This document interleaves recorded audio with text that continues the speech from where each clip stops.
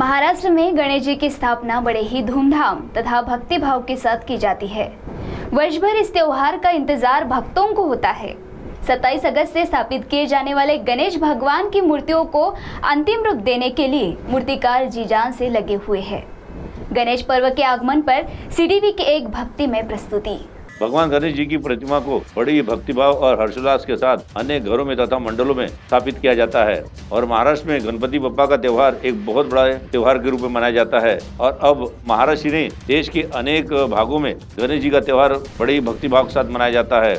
वहीं अनेक घरों में पीढ़ी दर पीढ़ी गणेश जी की स्थापना की जाती है और वार्डों तथा पंडालों में अनेक वर्षों से मंगल मूर्ति को श्रद्धा भाव के साथ स्थापित किया जा रहा है। हालांकि 27 अगस्त से गणेश भगवान की स्थापना होने जा रही है। वहीं मूर्तिकार गणेश जी की मूर्ति बनाने में जुट गए हैं। जैसा कि स्थापना के लगभग 10 दिन पहले गणेश मंडल मूर्तियों को लेकर जाते हैं तथा उनकी साज सजावट करते हैं और इस मौके पर अनेक आकर्षक झांकियां भी बनाई जाती हैं, जिसको देखने के लिए बड़ी संख्या में भक्तगण आते हैं। इसलिए मूर्तिकार मूर्तियों को अंतिम रूप देने में लग गए हैं। चंद्रपुर में अनेक स्थानों पर गणेश भगवान की मूर्तियां बनाई जा रही हैं। वहीं भानापेट परिसर में भी गणेश भगवान की मूर्तियां बनाई जा रही हैं। वहीं इस मौके पर एक मूर्तिकार ने क्या कहा, आप स्वयं सुने उन्हीं की जुबानी। मूर्तिकार किशोर देशक्तिवार, एसपी कॉलेज चंद्रपुर। आज महाराष्ट्र का गौरव श्री गणेश उत्सव आज चंद्रपूरमध्ये सुद्धा साजरा होता है। त्याकरता आज माझ्याकडे नवनवीन मूर्त्या मंडळवाल्यांनी ऑर्डर दिल्या आहे। त्याचं आगमन सुद्धा 17 ऑगस्ट पासून सुरू होत आहे आणि अत्यंत थाटामाटात सुरू होऊन राहिलेला आहे।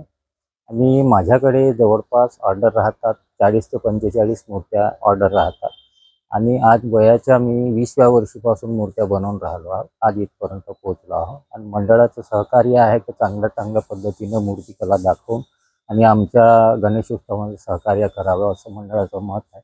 म्हणून या पद्धतीने मी 27 एप्रिलला काम सुरू केलं आणि 17 ऑगस्ट पासून आगमनाच्या तयारीत बाप्पा आपल्या द्वारी जाईल। आता त्याचा परिणाम म्हणजे आता भाववाढी तर झाली आहे, पण आता मंडळाचे लोक असे म्हणतात की तुझाच रेट वाढला, त्यानुसार आता ॲडजस्टमेंट म्हणून आपल्याला हा सीजन करावा लागते। सीटीवी के लिए वैभव आरकर की रिपोर्ट।